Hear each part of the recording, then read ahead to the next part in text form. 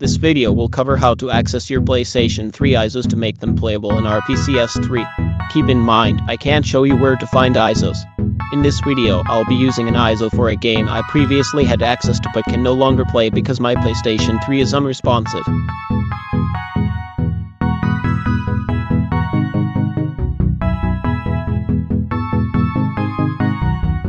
PlayStation Plus will show games your previously purchased games, some of which being no longer playable on current systems. The PlayStation Store only shows PlayStation 4 and PlayStation 5 games. Let's take a look at Dirt 3.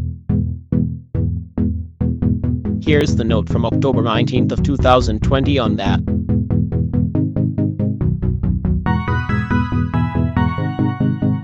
Now let's take a look at what the file system looks like when attempting to access a PS3 ISO. When we select Open on the panel and navigate to where our game file is supposed to be, we receive a booting failed message.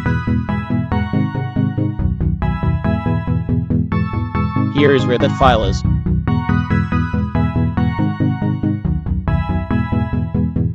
Opening it with ARK or another file explorer shows no additional files.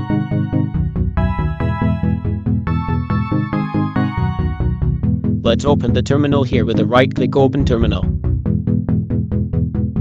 I'll navigate to my mount directory.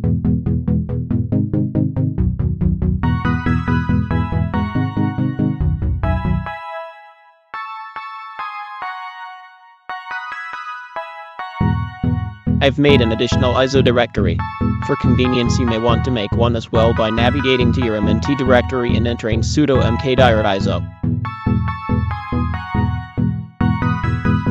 Ctrl L will clear our terminal. Now let's move over to the folder that our ISO is in. We're going to use ls to list our files, then pipe grep to see just only our file.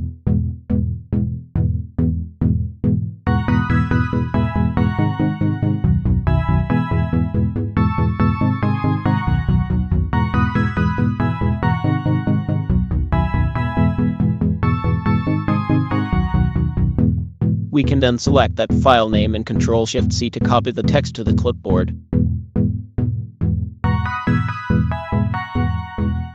We'll enter sudo mount and then Ctrl-Shift-V to paste our file name from our clipboard. Make sure to add quotation marks around the file name.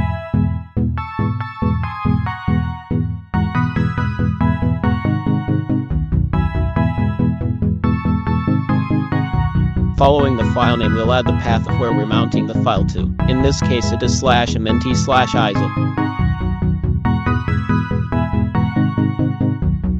Then press enter your password, enter, and a message will indicate that we're mounting a read-only file system. Let's take a look and see what this looks like in our File Explorer Dolphin. I'm then going to create a new local directory and copy the contents of my newly mounted drive into the directory.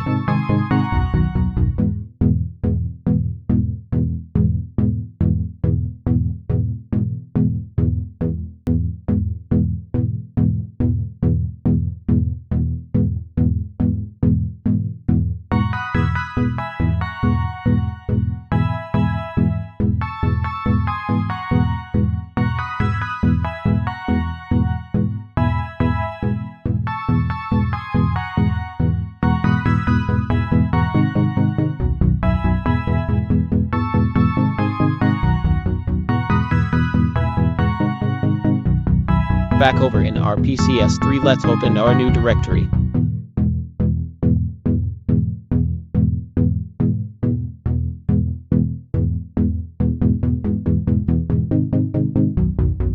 Now both of our PlayStation 3 game files are showing.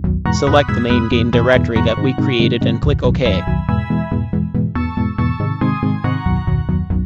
Click refresh, wait a few moments, and then your game files should be populated. If you don't see your game file, go to File, then Install, and select the directory you created, followed by another refresh. Be sure to select your appropriate gamepad and pads if necessary. In a separate video, I'll cover how to fix the issue with your Start and Select buttons if you're on a Steam Deck. After double-clicking your game file or highlighting it and pressing play, you're good to go.